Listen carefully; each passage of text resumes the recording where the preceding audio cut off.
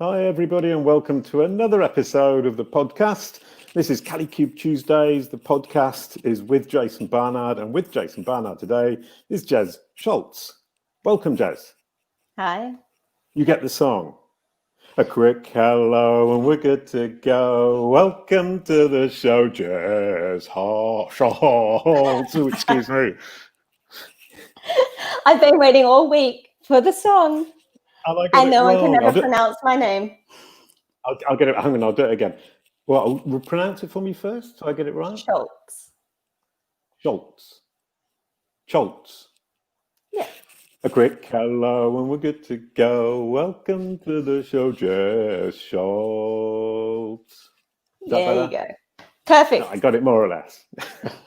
Well, welcome. Thank you for joining us. I'm afraid I'm a bit freaked out and stressed out. My computer died last night. No batteries, no backups, of course. And I ran around trying to find a computer, didn't get one. I had to run across Paris, and I've just thrown my daughter off her computer to steal it from her to use it for this. So I feel really guilty, and I apologize to her publicly. Today we're streaming to Facebook for the first time, which is really good fun. So if you're watching on Facebook, welcome. That's the first for us. And we're good to go. Now, Jes, as you know, I think you've probably seen, I've been doing experiments with this, and you were part of it. And I said, could I experiment on you? You very kindly said yes. If we show the first screen, we've managed to get onto your Brand SERP quite spectacularly well. We got the image there, but we also got my name, Rand Fishkin, and WordLift, one of the sponsors, which is I found pretty good. And if you show the next screen, we actually got Kalikube's entity page for you, Kalicube Pro vocabulary about Jes Scholz. Kalicube, it's all about your Brand SERP. So basically, the day you agreed to do this show, you gave up about, let's say 10% of your Brand SERP. How does it feel, Jes? Well, that's fine because I don't really use my personal Brand SERP right now. Great. Okay, so that's probably why it was relatively simple for us. And if we show the next screen, we also got you in the knowledge graph with a nice score of 12, but you're linked to Kalicube Tuesdays. This is one of the episodes we got into the knowledge graph. And all of that is with Semrush and WordLift, who are sponsoring today. And if we show the next screen, it's WordLift's vocabulary page, your entity page on Kalicube, which we showed you earlier. And I'm tracking those different keywords around your name to see how rich they are. About Jes Scholz is very rich. You've got a featured snippet, you've got images, you've got videos, you've got lovely site links, and you've got reviews, apparently. I wonder who's reviewing you. So on with the show. Now that I've done my introduction of what my experiment's all about, I'm trying to cut that short because last week I did too much. So this week we're going to get right into it. You're in Berlin, I'm in Paris, France. And you're here to talk about Google Discover. Now, what I love about this is I was talking to Bill Slawski about it, and we were saying, who knows anything about it? And the only name we could come up with was Danny Sullivan. Yep. And then you put your hand up kind of virtually, and I thought, brilliant, Jes. So what do you know about Google Discover? All I know is on my phone, it sometimes comes up when I swipe the wrong way, and it tells me I should be watching a football match or going to see Brigitte Bardot films. How does it actually work? Where does it appear? It will appear in many locations, but you have to be on your mobile. It doesn't appear anywhere on desktop. So right, if you are in the Google app, it's smack bang right there on the homepage for everyone. If you are using an Android device and you go to google.com, Discover will show on the Google homepage. It shows up in the universal search. There's a special rich snippet called Interesting Finds, which links directly into Discover and will pull you in there. It's also going to be in every new tab every single time you open Chrome on your mobile device. So it's everywhere, but because it's kind of integrated into your normal processes, not many people pay much attention that it is everywhere. They just know they see it all the time. Okay, so yeah, so kind of we all have this kind of impression that it's around, but none of us know how it works or what it does. And as I said, the only times I've really noticed it is really honestly swiping the wrong way on the phone. And it's come up with some surprising stuff. I mean, one of them was the Brigitte Bardot film when I was in the south of France in the middle of a French town. There was a Brigitte Bardot film in the local cinema. I don't know if I've ever searched for Brigitte Bardot, but I don't remember doing it because she's a bit weird these days. So sorry, oh, excuse me, Bridget. I didn't mean to say that because she's probably watching the show, of course. So a lot of the content there is going to be from your active search behavior. Google Discover's algorithm is powered by not only what you have searched, but what you've done anywhere where Google can track you. So obviously that's your browser history. That's any apps you use. That's all of your YouTube searches. That's looking in your Gmail. They can personalize based off your Gmail content. They look at maps. If you've turned that on, they track where you go. They understand your work and your home, and they will change content based on the direction that you're going. It's very, very scary when you know how much data Google actually has. You can check that. There's ways to do that in your Google Chrome browser. So you can see all of the information they have and all of the history that they're using to personalize Discover as default. And then there's another layer, 2 layers on top. One is your behavior within Discover. So you can actually tell them, I want to see more of this or less than this. Or you can purposefully follow specific topics. And it's that following of the topics which then ties into your favorite topic, the knowledge graph and the topic layer.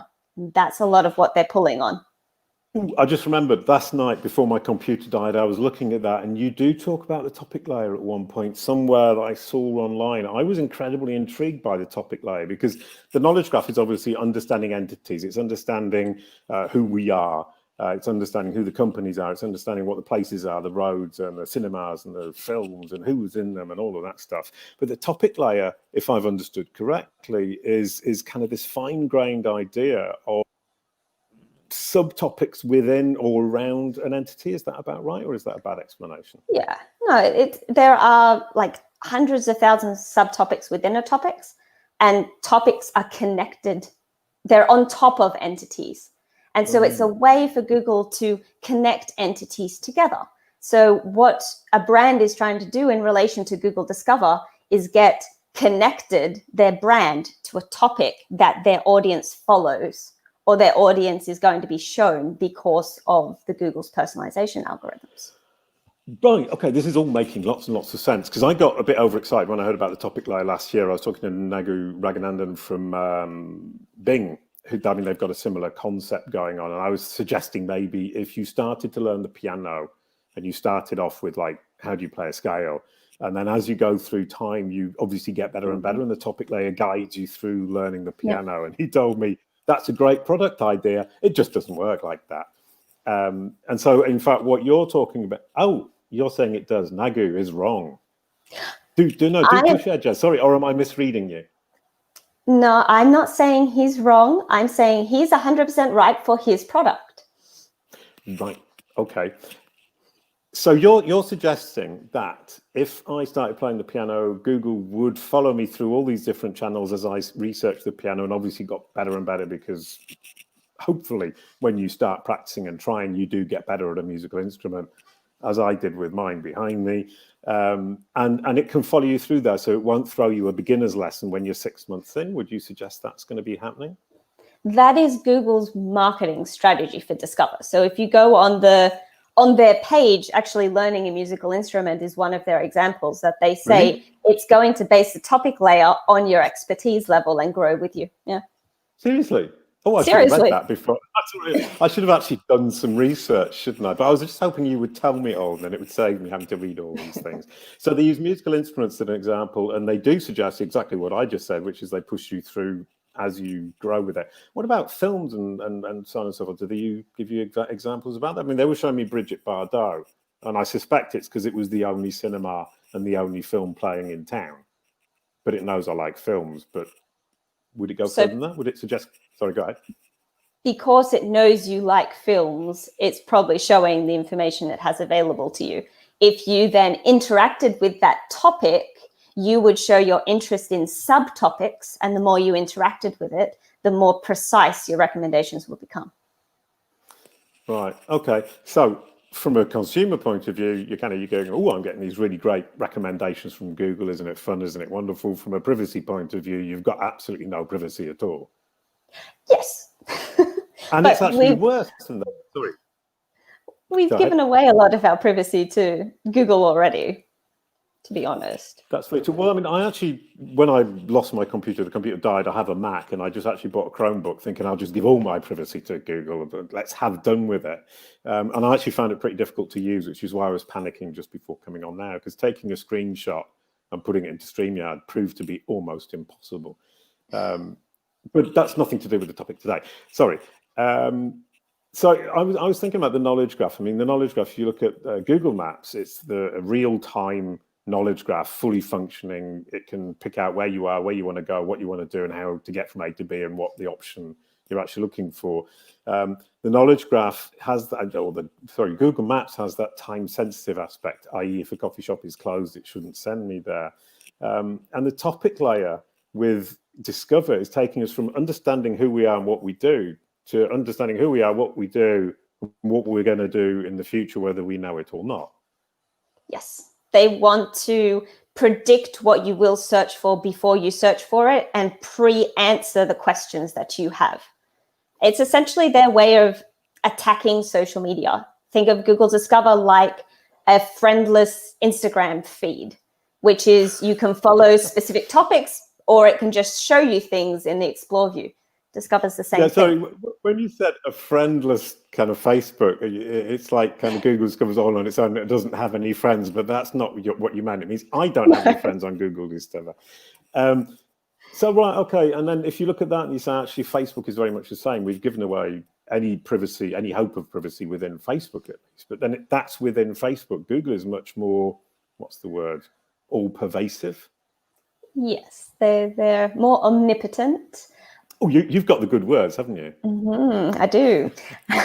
But it is something like you can opt out of. You can actively tell Google, do not track me, do not personalize my feed, do not do this.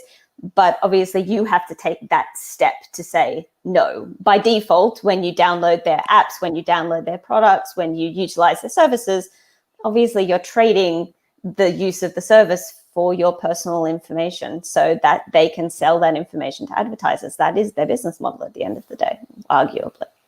Right, okay. And I mean, the other thing is on kind of a lot of products are in Google's graveyard. Gennaro Cuofano from WordLift talked to me about Google's graveyard. And I always had this impression before I talked to him that Google was always successful. And he showed me a page on the web and it's just got all these dead applications that they either bought in or built, and then they say, oh, that's rubbish, and throw it away. Google Plus being a good example. Is Google Discover going that way? No, I think Google Discover they've recognized that they failed twice at social media. There was a failure before Google Plus as well. And it was called Google Wave, I think. Don't quote me on that. What Wave as in? Yeah, hello, I'm waving. That's pretty rubbish, isn't it? Sounds like a kind of kids application. Yeah, so is Google Plus, just quietly. All right, so they've had 2 failures. This is their 3rd one. But I mean, I didn't really see it as social. This is the first time I've actually started to think about it social. For me, it was just kind of, looking over me and trying to predict what I wanted to do next in a kind of day-to-day manner, whereas social is, I don't know, it just seems more open because it's what I'm doing and going. Sorry, go ahead. It depends what you use social media for. If you're using social media to interact with your friends, then no, it's not a challenger at all. If you're using social media to consume content from brands you like, then it is very much a challenger, because what you can do with Google Discover is, as I mentioned before, follow certain topics. But as a brand, you have certain strategies where you can have users follow you specifically. So it's working very similar to how a branded page on Facebook would work. I follow you, then you can post content. When you post content, I will see it in my feed. Not many people know that you can actually post on Google, both in Google Maps as well as in your brand SERP directly. Okay. Oh, and I've done Google My Business. I posted this to Google My Business, and that was part of my evil plan to get into the knowledge graph. How much it played into that is debatable. But posting straight to my brand SERP, how would I do that? So you need to verify your brand SERP. So you have to go, if you Google yourself and then you see your knowledge panel, so you must have a knowledge panel, you need to be in the knowledge graph. At the bottom of the knowledge panel, you're going to see a little call to action to claim your knowledge panel. Mm-hmm. When you then verify you are you, or you're a representative of the brand, you can then actually put your own inputs into that knowledge graph panel. And one of those inputs is posts. Yep, go ahead. Oh, right. Okay. Because in fact, sorry, I mean, from where I've been, I've been doing myself. I've been doing the Blue Dog and the Yellow Koala and my band. I can post for all of those. For my company, I've got a Sprout, which I've claimed, but it doesn't actually appear as a fully fledged knowledge panel. So that idea of posting to my knowledge graph hasn't actually come up yet. Have you been doing it? Can you say anything you want? I can't say everything yet. My company, like what I'm doing for my company right now, is a whole bunch of tests, and it's still a little privileged. But once I'm finished all the tests, we've got our strategy, legal tells me what I can actually share, then I'll be writing up an article on all of it. Oh, brilliant. Okay. Well, and from my point of view, and as an individual, sorry, I got that wrong. As an individual, I cannot post at the moment, at least. As a group, as a block group, I can. Oh, am I wrong? Probably. I'm not sure about individuals. I mean, they've got this whole, what's the new thing that they've called it? Yeah, your Google card, but it's only in India at the moment. Or for people with a VPN. So I have a Google card because I can use my VPN on my mobile, but my people card only shows up in India, which has been interesting for the requests that have been coming through for my LinkedIn. Right, okay. But a lot of Indian requests for your LinkedIn profile. So you went through the whole VPN process. I mean, I tried it the other day and gave up. I'd better get back to it again because my VPN, I think I must have got a cheap one because it keeps sending me through Saudi Arabia and that doesn't work. So I need a proper Indian VPN, connect to India, type in my name. Oh, it's type in, what do you need to type in? It's search for me on Google. I did it through my name. I should know this off the top of my head, but I'm afraid I don't. Okay, well, it doesn't really add me to Google. That's it. Okay, brilliant. Add me to Google, and then you can get your card, and then you can play around with it like Jes has. And I should be doing, and I will do. Coming back to the idea of the topic layer, and that's incredibly interesting from my perspective, because I'm trying to get people into the knowledge graph, which is step one. And it actually has proven to be pretty difficult. It isn't easy getting an entity into the knowledge graph. I mean, John Mueller has been saying, this is something you don't need to worry about, you don't need to look at, which is fine. I mean, obviously, that's what he needs to say. But if it's anything in the arts or in books or in films or music, they tend to have a good grip. William Shatner's a brilliant example because he's done so many different things. He's in the knowledge graph. He's really solid. But if you're a company who do something that isn't in that area, Google doesn't have much data on which to base itself to be able to push you into the knowledge graph. So the art of getting in the knowledge graph is to barnacle or hook yourself up or indicate relationships to other entities that are already in there. Which, for example, this podcast, what I'm trying to do is create this podcast as an entity and then hook things onto it bit by bit. And it's proving now to be very successful, but it took me 3 months to get to get up and running. Has that been your experience? Actually, getting in the knowledge graph is a struggle. It depends from what angle. So I work for like one of the larger publishing houses in Switzerland. So because we work on quite large brands naturally, it's easier for me to get, large news portals. It's not a struggle to get them in the knowledge graph because there is quite often a lot about them around. So that hasn't been personally a struggle for me, but I can understand that it would definitely be for some brands. And then it's falling back on doing that brand building, putting in the efforts, knowing that when you put in that effort, that is key to getting into and being optimized for in Discover. Because if you're not in a knowledge graph, you can't be a topic connected to other topics. If you're not in the knowledge graph, you won't get the follow button on your knowledge panel because you don't have a knowledge panel. So then your audience can't follow you directly. But there's always a backdoor in, and the best backdoor these guys can use is Google My Business, because everybody can easily set that up. You can still do posts. You still have a follow button in Google Maps if your entity's strong enough. And that follow button or the follow button in the Google SERPs, both of them add your brand, as a topic in Discover. That is the Google Discover equivalent of hitting the follow button on a brand's Facebook page. Brilliant. Okay, so we have my brand is an entity. Then, and once I've got that follow button, my brand actually becomes a topic that people, which presumably requires, I mean, like an entity, it requires Google to have a full understanding of who you are. Yes. And then the topic would be the what you do part of it. So, I mean, I've been saying to people, Google needs to understand who you are, what you do, and that you're really good. And who you are is the knowledge graph. What you do is the topic. And are you really good is this kind of credibility idea, the EAT stuff. Would that be approximately right? Yeah. So we've just built a 3-step process to glory in digital marketing on Google. It's just that simple. No. It always seems this simple. I love it. Oh, we're trending on your personal brand name on YouTube. Thank you, Anton.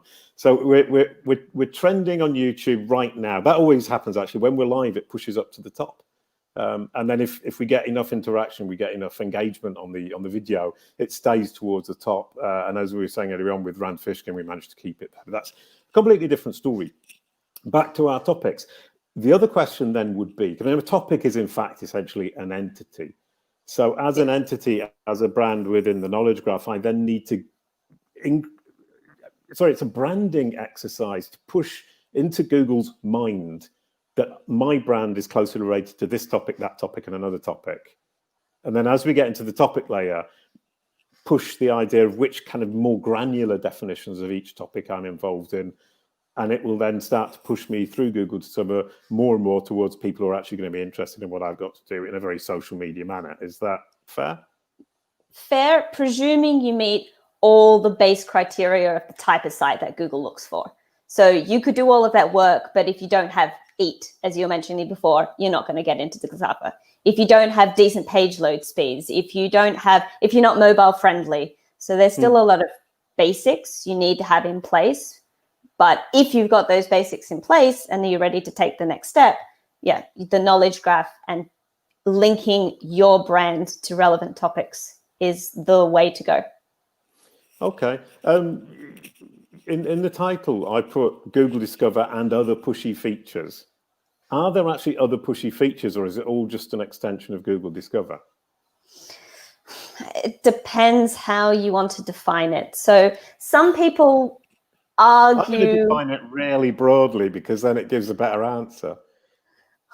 Well, if you want to go really broadly, then you have to go into the full Google ecosystem where you're looking at how they're using their products, including universal search, to push their other products. So Google Discover is heavily pushing into universal search because it's got its own feature in there, which is going to take precedence over a lot of potentially brand SERPs and take another spot on page 1. You've then also got Discover. A lot of people think that AMP is a ranking factor. It is not a ranking factor. I don't know how many times I have to say that. Speed is the ranking factor, and AMP gives you speed because of its restrictive code base.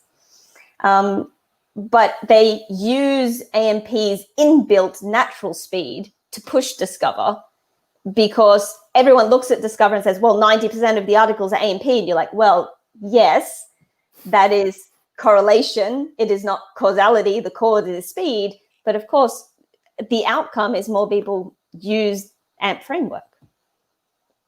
Right. Okay. Brilliant. So from my perspective as a brand, my first aim is to get a decent site. I mean, I keep saying, well, I like to say every entity needs a home. My brand needs a site to have a home. It needs Google to recognize that site as my home so I can then feed it information. As a human being, an individual, not having my own site is, in my opinion, a mistake because you're not giving a home to your entity that Google can then identify. And we can now expand that out and say that within your site, on your page, perhaps we should be identifying pages that are homes for these granular topics that are then the topic layer. What would you say to that? I would say it's important because, I mean, essentially you're talking about your internal linking structure, and that's part of a basic healthy site. You need your relevant silos, not only for Google, but for your users, which are the most important people at the end of the day. I'm saying that as an SEO. But yeah, you need to build your relevant silos. They need to be clear on what their purpose is. You need to understand what topic you're targeting with that, what audience you're speaking to. Because if you've got how to play Metallica's full Black Album at triple pace in your beginner's guitar lessons, it doesn't fit that topic. So you need to make sure you're basing it on the relevant experience, the relevant audience. Yeah, I mean, it's kind of a lot of this comes back to kind of from my point of view when I was looking at the podcast as an entity-based content model. Was realizing that I had misunderstood what I was doing myself, i.e. I hadn't realized I had Kalicube Tuesdays is a series of events. Each one is an event. Within that event, I then do a podcast episode, which is part of a series. That podcast episode is linked to the guest. The guest has to be relevant to the podcast series or it doesn't make any sense. The topic that we talk about is also an entity that needs to be linked to it, and so on and so forth. And as soon as you organize it like that, you suddenly think, well, actually, my site isn't organized correctly. I need to reorganize my site. And I think this sounds to me, I mean, when you write schema, that comes up all the time. And this idea of entities and topic layers just pushes it a step further. I need silos, I need topical silos. And within my page, I need my headings, which are topic, subtopic, subtopic, subtopic, depending on how many headings we have. Yeah, I mean, that's true. That's all about... That's a great answer. Sorry. I mean, I was sorry. I was saying, what do you think of that? And it's because I just went through it in my brain and I got to the end of it and I thought, well, can you just say yes, please? Well, it's especially because more and more, if you don't have a clear site structure, like not only from your URL perspective, but your on-page perspective, and especially your structured data perspective, which is how Google's going to digest it, you're going to have troubles. And more, there is this argument Google is going to go back to its 15, 20 years ago route, where it's not going to be primarily crawling, it's going to be primarily API based. They're already testing this with job content, with event content. Bing's already moved to, you can give us all of your data via an API. It's clear for me that it's not going to be that it replaces crawling, but it will be the more efficient option than crawling. And when you move to an API-based model where your website isn't even the home is your database. If your database isn't clean, what are you going to do?